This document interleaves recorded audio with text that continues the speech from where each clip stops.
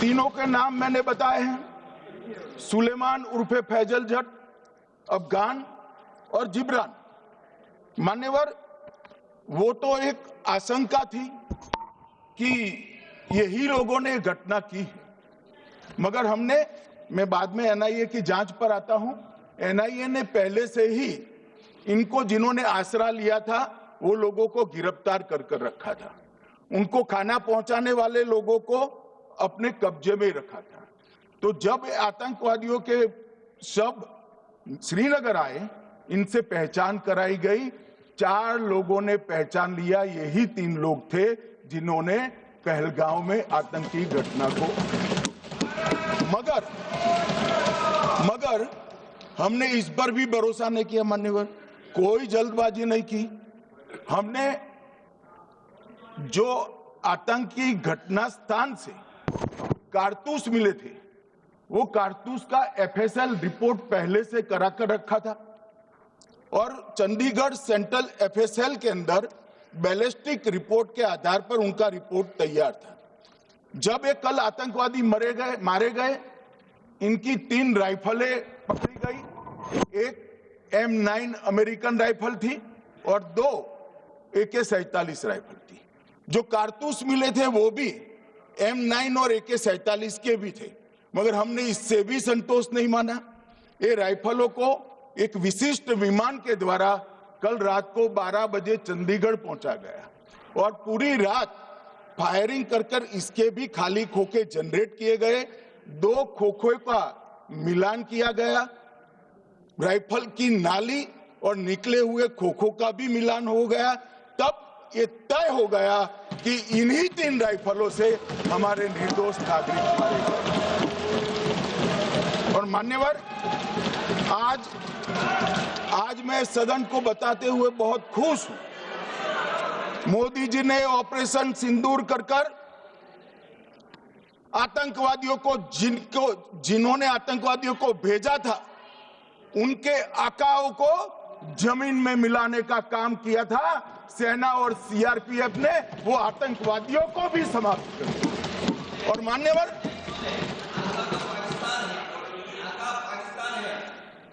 कौन पाकिस्तान से आपकी बात होती है क्या?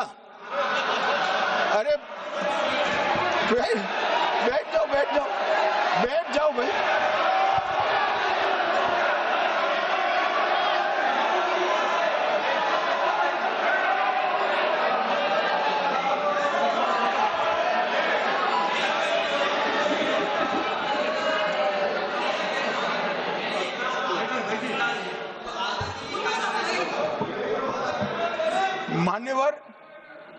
मान्यवर, मैं बताता हूं कैसे इनके आका मारे गए, वो भी नाम के साथ बताता हूं, जगह के साथ बताता हूं, घंटे, मिनट और सेकंड के साथ बताता हूं। मान्यवर, मैं तो अपेक्षा करता था कि जब ये सूचना सुनेंगे, पक्ष विपक्ष में खुशी की लहर दौड़ जाएगी, मगर ये स्याही पड़ गई इनके चेहरे। क्या है मान्यवर, इस तरह की पॉलिटिक्स? भाई, आतंकवादी मारे गए, आपको इसका भी आनंद नहीं है?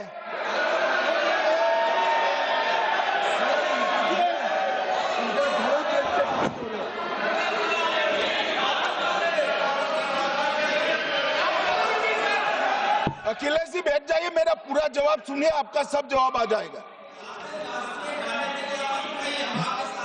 भाई, आप आतंकवादियों का धर्म देखकर दुखी मत होइए।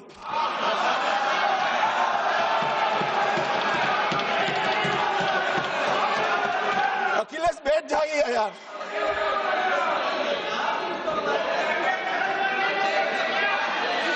अखिलेश जी बैठ जाइए। मान्यवर, किसी को संशय रखने की जरूरत नहीं है। बैलिस्टिक रिपोर्ट मेरे पास है, मेरे हाथ में है और 6 वैज्ञानिकों ने इसको क्रॉस चेक किया है। सुबह 4:46 पर फोन पर मुझे 6 ने वीडियो फोन पर कहा है कि 100% वही गोलियां हैं जो वहां चलाई। मान्यवर, ये हमारे देश की सेना, सीआरपीएफ और जम्मू कश्मीर पुलिस, ये तीनों का एक साझा बहुत बड़ा कामयाबी है, जिस पर 140 करोड़ को नाज होना चाहिए, देश की जनता को नाज।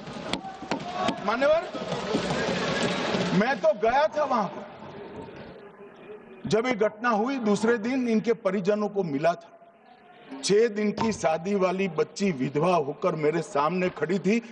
आज तक मैं वो दृश्य नहीं भूल सकता।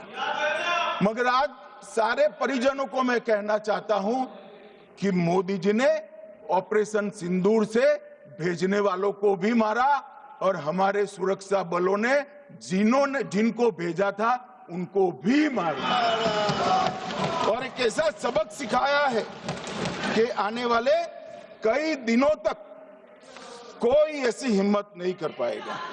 मान्यवर, मैं थोड़ा एनआईए की जांच के बारे में भी बताना चाहूंगा।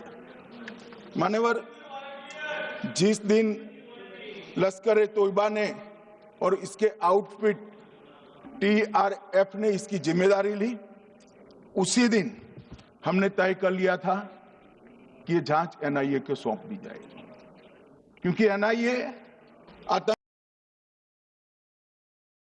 जांच करने के लिए और सजा कराने के लिए महारत हासिल की हुई विश्व मान्य एजेंसी है, जिसका सजा कराने का दर 96% से ज्यादा है।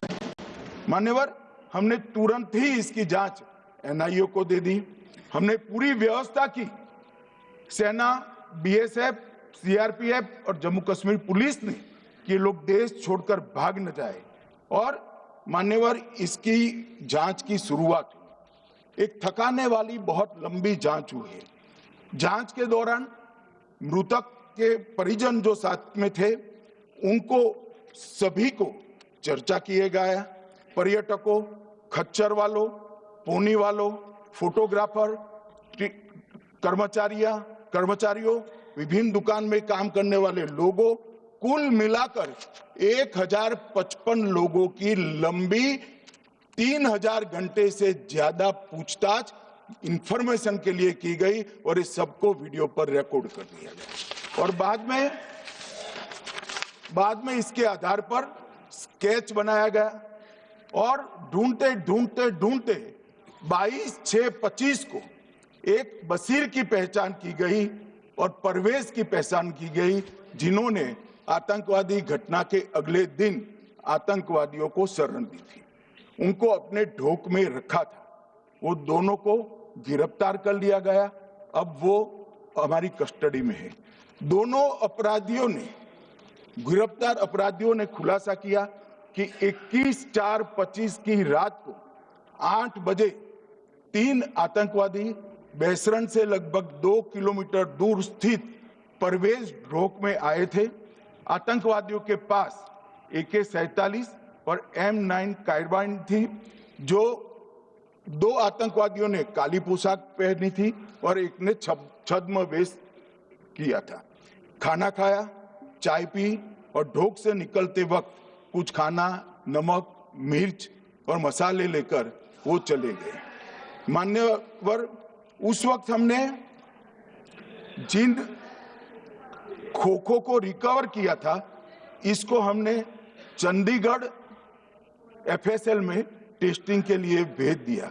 और जब चंडीगढ़ FSL में टेस्टिंग के लिए भेजा गया तो वही राइफल से एप्को आतंकी हमला हुआ था, वो भी निश्चित हुआ। तो आज इसके साथ साथ दूसरे एप्को आतंकी हत्या को अंजाम देने वाले आतंकियों का भी इसके साथ ही समाप्ति हुई है, उनको मार दिया गया है। Trend friend ஆக்கிக்கோங்க. தந்தி டிவியின் சப்ஸ்கிரைபர்ஸ் அண்ட் ஃபாலோவர்ஸ் குடும்பத்துல நீங்களும் இணையுங்க.